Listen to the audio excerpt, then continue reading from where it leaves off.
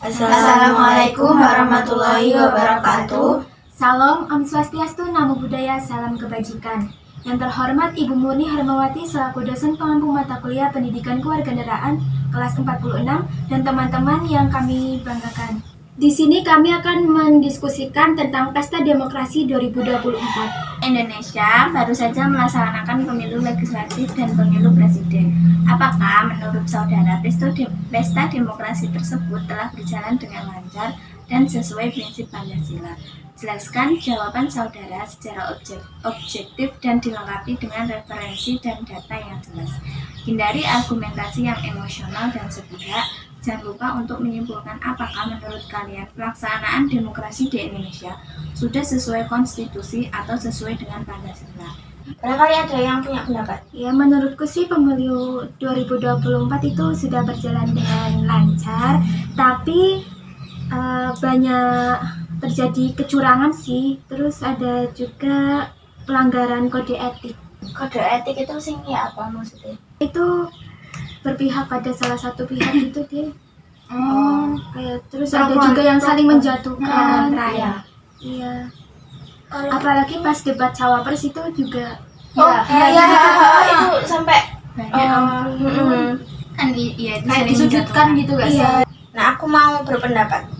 Aku kan baca-baca di jurnal Simamora 2014 itu dijelaskan bahwa proses pelaksanaan pemilu legislatif dan pemilu presiden itu akan berdampak positif apabila dijalankan secara serentak karena tidak membuang dana yang terlalu banyak. Nah, ini kan pemilu serentak yang pemilu presiden sama legislatif itu yang pertama kali kan pada tahun 2019 itu Sere.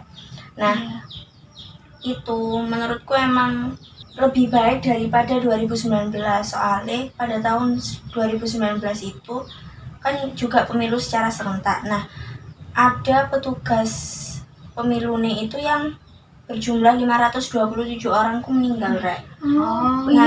Itu kan. Nah, sedangkan pada tahun 2024 itu 94 orangnya meninggal. Jadi kan itu menurutku udah bisa dikatakan lancar sih pemilu tahun ini. Kalau misal dilihat dari sudut pandang pengawas pemilunya, KPU-nya. Betul. Gitu, itu menurut sudut pandangku. Nah, kalau misal ditinjau dari aspek kerakyatan, keikutsertaan warga pada pemilu ini, aku lihat di data berita itu ya ada 34,75 juta orang, yaitu setara dengan 18,02% dari seluruh daftar pemilih tetap. Ini yang golput, yang nggak menggunakan hak pilihnya. Ini pada tahun 2019. Nah, sedangkan pada tahun 2024 itu masih belum ada emang data golputnya itu berapa orang itu belum ada, tapi itu udah ditinjau gitu loh.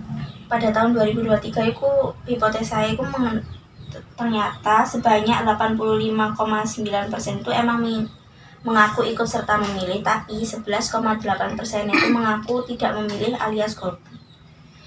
Menurutku kalau misal ini kemungkinannya benar-benar terjadi saat ini, berarti ini pemilunya itu dibilang lebih baik daripada 2024 dan dikatakan berhasil dari sudut pandang yang golput. Maksudnya yang milih itu ternyata lebih banyak dari tahun yang kemarin. Nah, betul. Kalau menurutku pendapatku sih kayak tadi sih, berjalan dengan lancar, namun masih banyak kecurangan. Tapi saya ngambil pendapatnya itu juga dari debat capres dan cawapresnya itu yang sampai ini pasalnya malah membuat emosional, dan di situ kan sudah tidak termasuk dalam ini bela Pancasila. Soalnya kan dia ini emosional dan kurang berbasis substansi. Ya, terus kalau menurutku itu kalau masalah kecurangan itu kayaknya tiap tahunnya itu tiap pergantian capres bukannya lumrah nggak sih? Iya, mesti ada isu ya. Terus kayak kecurangan kayak mungkin pembagian fajar itu serangan fajar itu bukannya kayak lumrah pasti ada. Tapi bukan dari paslonnya, mesti dari timnya kan? Iya. Tapi ada juga yang dari PPR. Iya, mungkin ada. yang ada di sekarang. Iya, daerah ini daerah. biasanya yang caleg-caleg itu. Kalau caleg DPR gitu. Kayak juga di beberapa kota itu lebih ke pelosok desanya ya, kan di sana kan kurangnya sarana prasarana ya, jadinya yang menimbulkan tidak lancaran itu karena prasarananya juga. Jadi mungkin dari jalannya kan, kalau misalkan orang yang anggota KPU itu yang kayak ngirim logistik kayak pulpen, tinta yang semua buat pencoblosan, nah itu kan butuh apa ya, butuh diantar ke daerah-daerah yang pelosok gitu lah. Nah kalau misalkan jalannya rusak, kalau misalkan jalannya prasarananya jelek itu kan apa ya, menuju ke arah sananya itu kan sulit kan. Iya. Nah itu juga munculnya ketidaklancaran dalam pemilu. Iya, ada juga daerah yang iya, kayak gitu. nah, terus itu yang aku lihat itu di Dimkap itu ada di Gorontalo, dan di situ pelosok banget sampai kita KPU itu sampai turun-turun ke sungai-sungai.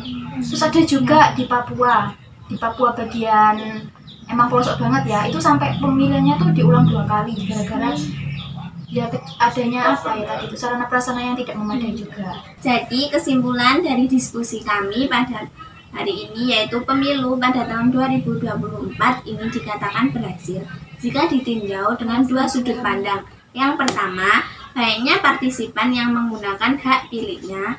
Yang kedua, ditinjau dari penurunan jumlah kasus petugas KPPS yang meninggal dari tahun 2000 daripada tahun 2019.